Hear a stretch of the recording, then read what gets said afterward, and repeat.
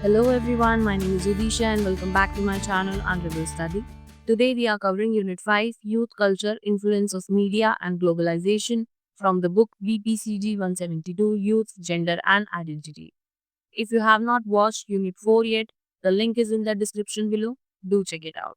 You can also find the full playlist of this book on my channel. Just click on the I button at the top right corner of this video. And if you find this video helpful, please give it a like, share and subscribe to my channel.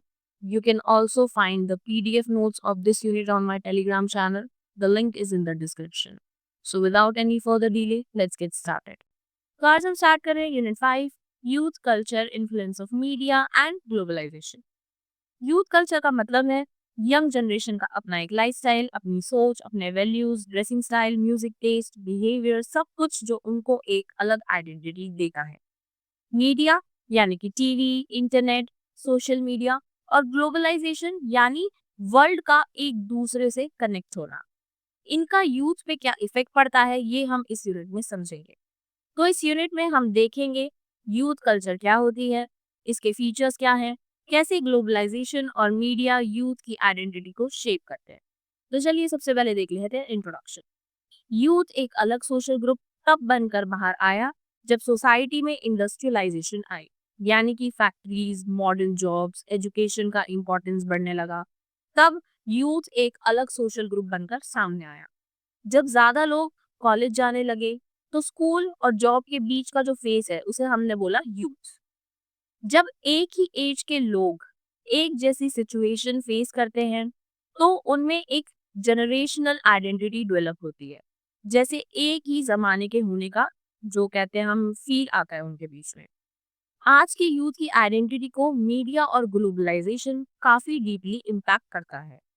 Next point है youth culture. Culture का मतलब होता है एक community की shared beliefs, practices और values. इससे लोगों में एक बिलोंगिंगनेस की फील आती है। तो यूथ कल्चर का मतलब होता है यूथ की अपनी अलग आइडेंटिटी, उनका अपना एक ड्रेसिंग स्टाइल होगा, म्यूजिक चॉइस होगी, लैंग्वेज होगी, हॉबीज होंगी और बिहेवियर होगा। अगर एग्जाम्पल से समझें तो जैसे कि कॉलेज कल्चर ग्रुप्स होते हैं, हिप्पी जनरेशन है, मोटर बाइक गैंग्स होती हैं लोगों की अपनी, वर्किंग क्लास यूथ जो है वहाँ पे उनके ग्रुप्स होते हैं। हर youth culture gender, caste, class और एथेंसिटी से भी इन्फ्लुएंस्ड होती है। जैसे कि गर्ल्स जो है उनका सोशलाइज करने का तरीका बॉयज से काफी डिफरेंट होगा। स्लम यूथ का बिहेवियर रूरल या फिर अर्बन यूथ से थोड़ा डिफरेंट होता है।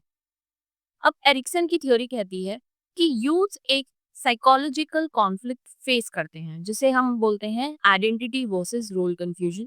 इसके बारे में हमने हमारी प्रीवियस यूनिट्स में भी काफी बार पढ़ा है। इस फेज में यूथ अपनी आइडेंटिटी पीयर्स के साथ बनाते हैं। यूथ कल्चर इसमें बहुत ज्यादा हेल्प करता है। नेक्स्ट बात कर लेते हैं यूथ कल्चर के फीचर्स के बारे में। सबसे पहला है जनरेशनल कॉन्शियसनेस।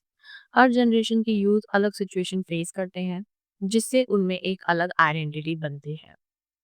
मतलब कुछ ऐसे इवेंट्स होते हैं जो हमने अपनी जनरेशन में देखे, कुछ ऐसे इवेंट्स हैं हमारे पीछे वाली जो जनरेशन हमारे पेरेंट्स के उन्होंने देखे, कुछ इवेंट्स जो हमारे ग्रैंड पेरेंट्स ने देखे होंगे। अब हम उन्हें नहीं देख सकते, राइट? और हमारी आने वाली जनरेशन जो है वो हमारे टाइम पे जो इवेंट्स है उन्हें नहीं देख सकती। जैसे हम बात करते हैं कि हमने डिमोनेटाइजेशन देखा या कोरोना का टाइम देखा, तो ये सब चीजें जो है हमारी आने वाली जनरेशन नहीं देख सकती, राइट? तो हम जिस जनरेशन में है, मतलब हमारा जो टाइम पीरियड है, जिस टाइम को हम लिव कर रहे हैं, इस टाइम पे जो भी इवेंट्स हो रहे हैं, इसका हर जनरेशन पे फर्क पड़ता है। अब आने वाली जो जनरेशन होगी उनके टाइम पे जो इवेंट्स होंगे उसका फर्क उन पे पड़ेगा। तो जैसे कि यहाँ एग्जाम्पल भी है कि 1991 के बाद जो यूथ बॉर्न हुए उन्होंने लिबरलाइज्ड इंडिया को देखा। मतलब जिसमें ग्लोबलाइजेशन, इंटरनेट भी है, मॉल्स भी हैं, स्मार्टफोन्स भी हैं, फास्ट फूड भी है, ये सब कुछ है। उन्होंने ना तो पार्टीशन का टाइम देखा है, ना ही इमरजेंसी देखी है। अब हम लोगों ने नहीं देखा, लेकिन अगर हम अपने पेरेंट्स से पूछे तो उन्होंने, ग्रैंड पेरेंट्स से पूछे तो उन्होंने पार्टीशन का टाइम देखा होगा। इमरजेंसी की बात करें तो हो सकता है कि उन्होंने, हमारे पेरेंट्स ने भी वो टाइम देखा हो या फिर हमारे ग्रैंड पेरेंट्स ने तो देखा ही होगा। तो इनका जो एक्सपीरियंस है वो हमसे काफ़ी अलग है और हमारा जो एक्सपीरियंस है वो भी काफ़ी अलग होगा हमारी आने वाली जनरेशन से। क्योंकि जब हम बॉर्न हुए तो हमने लिबरलाइज्ड इंडिया को देखा। लेकिन हमारे पेरेंट्स जो थे, उन्होंने ये टाइम तो देखा, लेकिन इससे पीछे का टाइम भी देखा है। अब हमारी जो जनरेशन आगे वाली आएगी, वो ही सब कुछ देखेगी कि हाँ, इंडिया कितना ग्रो हो चुका है, यहाँ पे मॉल्स हैं, स्मार्टफ़ोन्स हैं, इंटरनेट है, मतलब हर चीज़ है यहाँ पे अवेलेबल। लेकिन उन्होंने वो स्ट्रगलिंग टाइम नहीं देखा, जब ये सब कुछ नहीं होता था। तो इसे ही बोलते हैं जनरेशनल कॉन्शियसनेस, मतलब अपने टाइम के अकॉर्डिंग, अपने ज़माने के अकॉर्डिंग जो आइडेंटिटी बनती है लोगों की, उसे ही बोलेंगे हम जनरेशनल कॉन्शियसनेस। नेक्स्ट है relationship of youth lifestyles with class, ethnicity and gender. तो यूथ कल्चर हर किसी के लिए एक जैसी नहीं होती। ये क्लास, एथनिसिटी और जेंडर पे डिपेंड करती है। अगर हम इसका एग्जाम्पल देखें तो पहला एग्जाम्पल है क्लास का। तो ऑस्ट्रेलिया के जो वर्किंग क्लास यूथ थे, इन्होंने 19th सेंचुरी में पुलिस और सोसाइटी के रूल्स के अगेंस्ट एक तरीके का आप कह सकते हैं रिबेलियस बिहेवियर दिखाया था। ऑस्ट्रेलिया के जो वर्किंग क्लास रेबल यूथ थे, इनको कहते थे लेरिकन्स। ये सोसाइटी के रूल्स, पुलिस और अथॉरिटी के अगेंस्ट बिहेव करते थे। इनका जो स्टाइल था वो था पब्लिक में मिसचीफ करना, यानी कि अपना मस्ती में रहना, लोगों के साथ प्रैंक्स करना, बिना किसी काम के घूमते रहना बाहर, पुलिस के ऑर्डर्स को मानने से मना कर देना, लाउड ड्रेसिंग करना, dancing, gambling, violent games etcetera, ये सब चीजें ये करते थे। ये यूथ के ग्रुप थे जो कहीं ना कहीं अपने, आप कह सकते हैं, जो इनकी पुअर स्टेट थी उससे और सिस्टम से डिससेटिस्फेक्शन को अपने बिहेवियर से दिखाते थे। एक तरह का रेजिस्टेंस कल्चर था जो कहता था कि हमें सोसाइटी की रूल्स एक्सेप्ट नहीं है। सेकंड, अगर हम एथेंसिटी का एग्जाम्पल देखें तो इसमें था अफ्रीका का जो यूथ था, उन्होंने हिप हॉप कल्चर से शुरुआत की थी।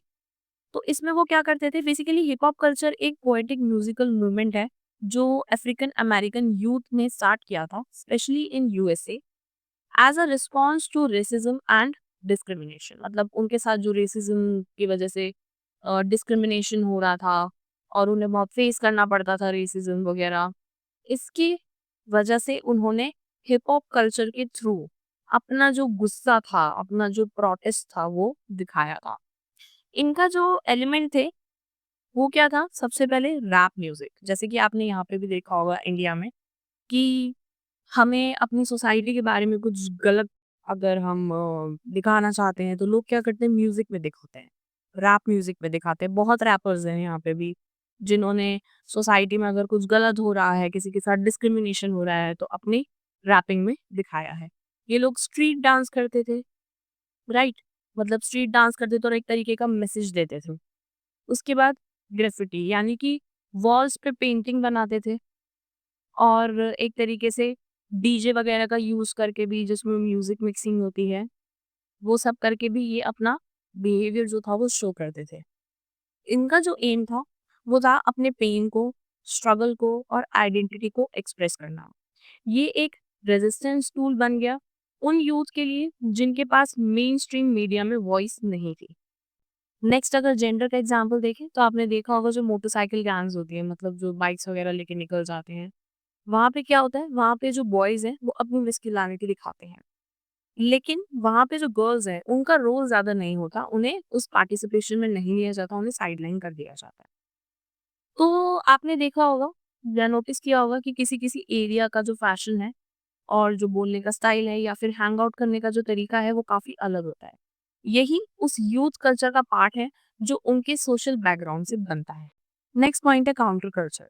मतलब कभी कभी यूथ अपने पेरेंट्स और सोसाइटी के एक्सपेक्टेशंस के अगेंस्ट जाकर अपना एक नया कल्चर डेवलप करते थे। इसका एक एग्जाम्पल है हिप्पीज। हिप्पीज 1960s के अमेरिकन यूथ का एक ग्रुप था जिन्होंने सोसाइटी के ट्रेडिशनल रूल्स, मटेरियलिज्म और वॉर को रिजेक्ट किया। उनका बिलीफ सिस्टम था मेक लव नॉट वॉर। ये उन्होंने वियतनाम वॉर जो थी उसके अगेंस्ट बोला था। देन उसके बाद peace, love, nature and spiritual living थे। उनका अपना एक अलग फैशन था, beads, sandals, loose clothes, long hair. Then community living में बिलीव करते थे, मतलब सब मिलके एक ग्रुप में रहते थे। सिंपल वर्ड्स में अगर हम बोलें तो हिप्पीज ने ये कहा कि हमें ना तो तुम्हारा करियर, ना ही मनी या पॉलिटिक्स, ये सब कुछ नहीं चाहिए। हमें फ्रीडम चाहिए, लव चाहिए और पीस चाहिए। देन उसके बाद सेकंड एग्जांपल है डेड हेड्स का। डेड हेड्स एक स्पेशल कम्युनिटी थी जो ग्रेटफुल डेड नाम के अमेरिकन रॉक बैंड के फैन थे। इनका जो लाइफस्टाइल था वो था बैंड के कॉन्सर्ट फॉलो करना, म्यूजिक, फ्रीडम, स्पिरिचुअलिटी में इंटरेस्ट, सोसाइटी के नॉर्मल एक्सपेक्टेशन से दूर रहना। और इनका जो बिलीफ सिस्टम था वो बेसिकली ये था कि मटेरियलिज्म से अलग रहना, स्पिरिचुअल ग्रोथ और do your own thing attitude था इनमें, एक्सप्रेसिव थे, आर्टिस्टिक और इमोशनली कनेक्टेड रहना। तो डेड हेड्स तो था वो एक म्यूजिक बेस्ड यूथ सब कल्चर थे जो बैंड के म्यूजिक को एक स्पिरिचुअल जर्नी जैसे ट्रीट करते थे। वो अपने लिए ऑल्टरनेट सोसाइटी क्रिएट कर रहे थे इसके थ्रू। देन उसके बाद हम बात करें फोर्थ पॉइंट की, तो वो है लाइफस्टाइल, यानी कि जीने का तरीका, लाइफ या फिर हम सिंबल बोल सकते हैं। यूथ अपने ड्रेसेस से, गैजेट से, व्हीकल्स से, इनके थ्रू अपनी आइडेंटिटी को शो करते हैं। लाइक अगर हम एग्जांपल देखें मोटर बाइक का, तो ये सिर्फ एक गाड़ी नहीं है, एक तरीके की फीलिंग है, फ्रीडम की, एडवेंचर की, फ्रेंडशिप की, डेयर डेविल इमेज की। जब आप रिप्ड जीन्स पहनते हो या फिर हेडफोन्स यूज करते हो, उसमें रैप सुनते हो, या फिर हम आप किसी भी तरीके की बाइक्स वगैरह यूज करते हो, तो आप सिर्फ फैशन नहीं कर रहे होते, आपकी जो एक सोच है कि आप कौन हो, मतलब आपकी एक जो आइडेंटिटी है, वो भी आपके कपड़ों से, आपके हेयर से, आपके जेस्चर से, आपके गैजेट से, जो भी चीजें आप यूज कर रहे हो उन सब चीज से आपकी आइडेंटिटी का भी पता लगता है। नेक्स्ट पॉइंट है impact of mass media, technology and consumerism. Media, music और फैशन से यूथ कल्चर इन्फ्लुएंस होता है। टेक्नोलॉजी से कल्चरल एक्सचेंज इजी हो गया है। इससे हाइब्रिड स्टाइल जो है वो डेवलप हो रहा है। यूथ सिर्फ मीडिया को एक्सेप्ट नहीं करता, बल्कि उससे मिक्स एंड मैच करके अपनी आइडेंटिटी को शेप करता है। नेक्स्ट है help in evolving the dominant culture. Youth culture एक नए ट्रेंड को मेन स्ट्रीम बना देता है।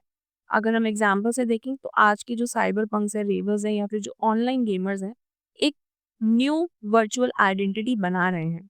फ्यूचर में ये सब नॉर्मल बन जाएगा क्योंकि ये आज के टाइम के लिए नया है, बट आने वाली जनरेशन इसे फॉलो करती रहेगी तो ये सब कुछ नॉर्मल हो जाएगा। जो चीजें पहले सिर्फ यंग लोग करते थे, जैसे कि Insta filters, emojis, slang language, आज वो अडल्ट भी यूज करते हैं। यूथ कल्चर सोसाइटी को नए रास्ते पे ले जाता है।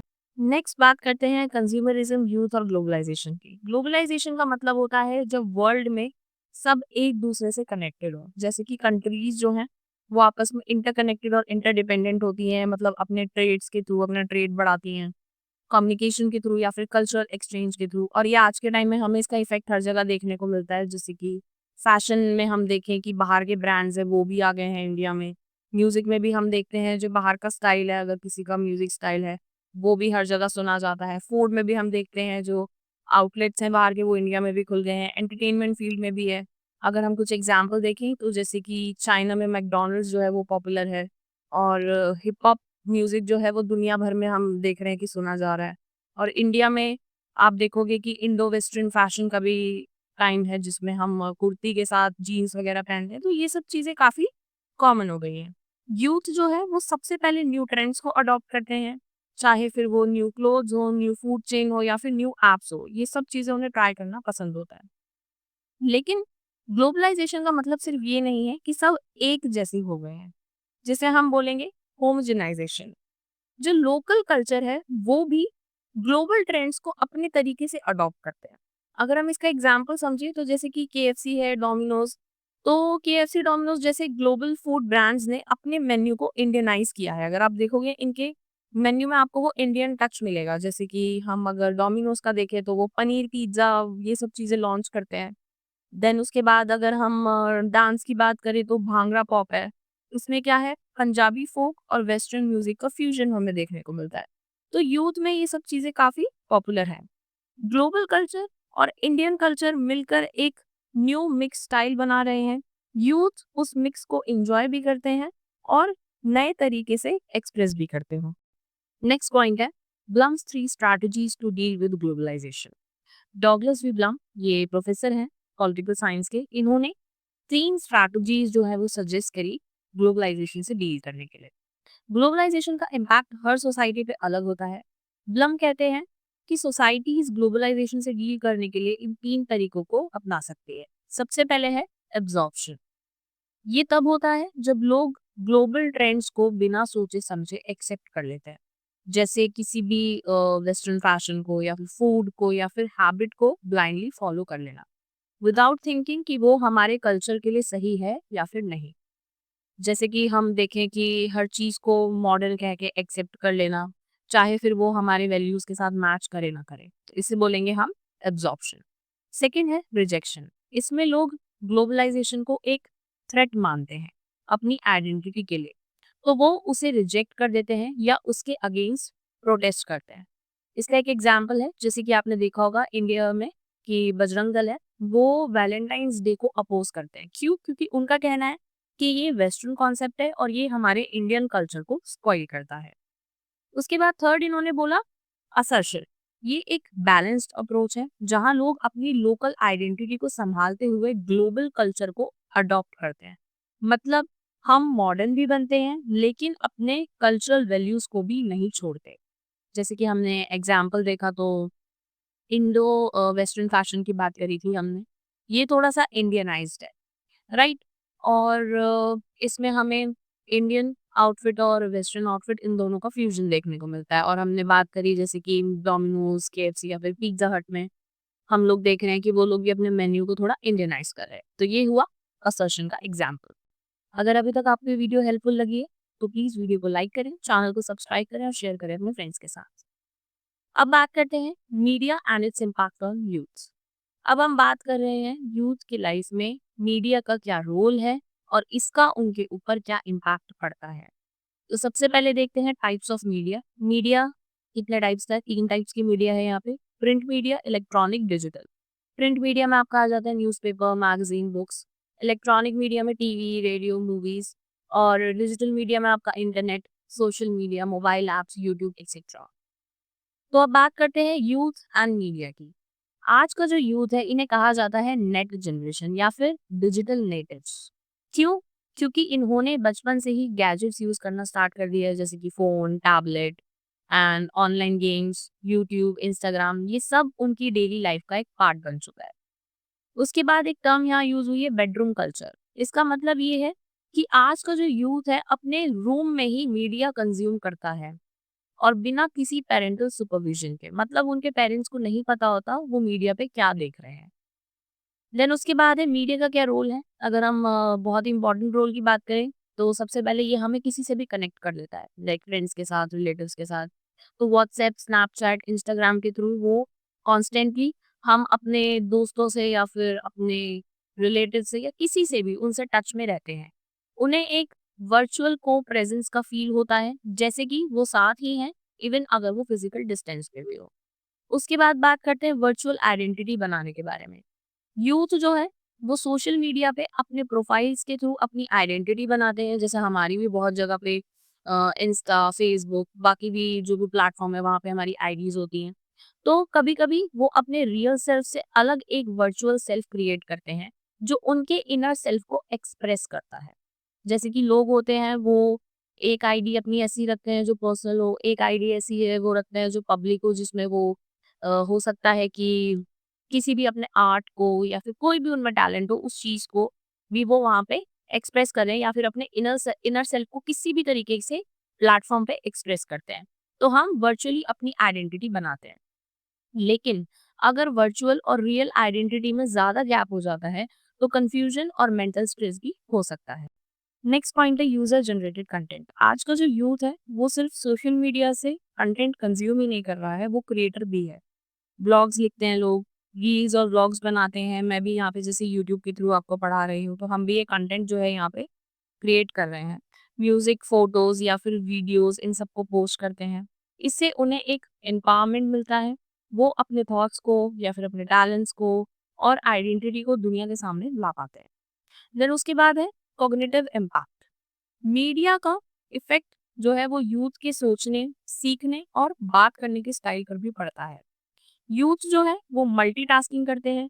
एक साथ यूट्यूब देखना, मैसेज करना और गूगल सर्च करना, ये सब चीज़ें वो एक ही टाइम पे कर रहे होते हैं। उनका लर्निंग और कम्युनिकेशन स्टाइल जो है वो ट्रेडिशनल मेथड से काफ़ी डिफरेंट होता है। अब कुछ रिस्क भी है, तो मीडिया के कुछ नेगेटिव इफेक्ट भी होते हैं, जैसे कि सबसे पहला है स्ट्रेंजर्स के साथ कांटेक्ट करना, जैसे कि रिस्क ऑफ साइबर बुलिंग या फिर ऑनलाइन प्रेडेटर्स। देन उसके बाद हार्मफुल कंटेंट जैसे कि वायलेंट या फिर अडल्ट मटेरियल, या फिर कोई एक्सीडेंटली एक्सेस मिल जाए। देन उसके बाद इंटरनेट एडिक्शन। इसमें जो एक साइकोलॉजिस्ट हैं किनले यंग, इन्होंने 1996 में 8 क्वेश्चंस का टेस्ट बनाया था जो एडिक्शन चेक करने के काम आता है। अब कुछ साइंस देख लेते हैं हम, क्या साइंस होते हैं अगर कोई इंटरनेट से बहुत ज़्यादा एडिक्ट है। सबसे पहले वो हमेशा इंटरनेट के बारे में ही सोचेंगे, बहुत ज़्यादा ऑब्सेशन रहेगी। अगर उन्होंने इंटरनेट कंज़्यूम करना छोड़ दिया तो उनको बहुत जल्दी इरिटेशन होने लगती है। देन उसके बाद वो इंटरनेट को लेके काफ़ी चीज़ों के बारे में झूठ बोलते हैं। स्लीप प्रॉब्लम हो सकती है, मूड स्विंग्स हो सकते हैं, स्टडी हैबिट जो है वो डाउन होना, ये सारे साइन्स हैं अगर किसी को एडिक्शन हो गई है। देन उसके बाद बात करते हैं टेलीविज़न की। तो टेलीविज़न है, उसका डुअल रोल होता है। सबसे पहले है एंटरटेनमेंट, यानी कि मूवीज़, शोज़ देख के रिलैक्स करना, फैंटेसी वर्ल्ड में जाना, ये सब चीज़ें। और दूसरा है इन्फॉर्मेशन, जैसे कि फैशन से रिलेटेड, ग्रूमिंग से रिलेटेड, ट्रैवल से रिलेटेड, वर्ल्ड न्यूज़ के बारे में जानना। तो ये डुअल रोल जो है वो टेलीविज़न का होता है। अब जो टेलीविज़न है, उसका इम्पैक्ट जो है वो डिपेंड करता है कि कंटेंट क्या है, मतलब आप किस तरीके का कंटेंट देख रहे हो टीवी पे। व्यूअर्स के बैकग्राउंड, वैल्यूज और नीड्स, इन सब पे भी ये चीज़ डिपेंड करती है। अगर कोई यूथ बार-बार वॉयलेंट शोज़ देखता है या फिर हम ये कहें कि ऐसी चीज़ें देखता है जिसका उनके दिमाग पे बहुत ही ज़्यादा बैड इफ़ेक्ट पड़ता है, तो उनका जो बिहेवियर है वो ऑटोमैटिकली खराब होने लगता है। लेकिन ये हर किसी के केस में एप्लीकेबल नहीं है। ये आपकी पर्सनैलिटी और एनवायरनमेंट पर भी डिपेंड करता है। तो मीडिया जो है वो आज के यूथ के लिए एक टूल भी है और एक चैलेंज भी है। ये उन्हें कनेक्ट करता है, एक्सप्रेस करने का प्लेटफ़ॉर्म देता है, पर साथ ही ओवर यूज़ हो जाए तो प्रॉब्लम भी क्रिएट कर सकता है। Now come to the conclusion. इस यूनिट में हमने देखा कि यूथ सबकल्चर्स यानी अलग-अलग यूथ ग्रुप्स अपने क्लोथिंग, म्यूज़िक, लैंग्वेज और बिहेवियर के ज़रिए अपनी आइडेंटिटी बनाते हैं। ये उनका तरीका होता है अपने ड्रीम्स, फीलिंग्स और सोशल रोल्स को एक्सप्रेस करने का। यूथ नए ट्रेंड्स और टेक्नोलॉजी के साथ एक्सपेरिमेंट करते हैं, लेकिन हर यूथ का एक्सपीरियंस अलग होता है, डिपेंडिंग ऑन कितना एक्सेस है उनके पास, लाइक गैजेट्स, इंटरनेट या फिर मीडिया का। यूथ कल्चर सिर्फ अपने ग्रुप तक लिमिटेड नहीं रहता, ये पूरे सोसाइटी को इम्पैक्ट करता है। बहुत बार ऐसा होता है जो चीज़ यूथ के बीच पॉपुलर होती है वो धीरे धीरे मेन स्ट्रीम कल्चर का भी पार्ट बन जाए। So that's all for today's video. I have now completed Unit 5 Youth Culture, Influence of Media and Globalization from the book BPCG 172 Youth, Gender and Identity. I have also uploaded the PDF notes of this unit on my Telegram channel. The link to the Telegram is in the description. Do check it out. And if you found this video helpful, please give it a like, share and subscribe to my channel. And don't forget to hit the bell icon so you never miss any update. I'll see you in the next video with another interesting topic. Till then, stay tuned, keep learning and keep growing. Thanks for watching. Bye bye.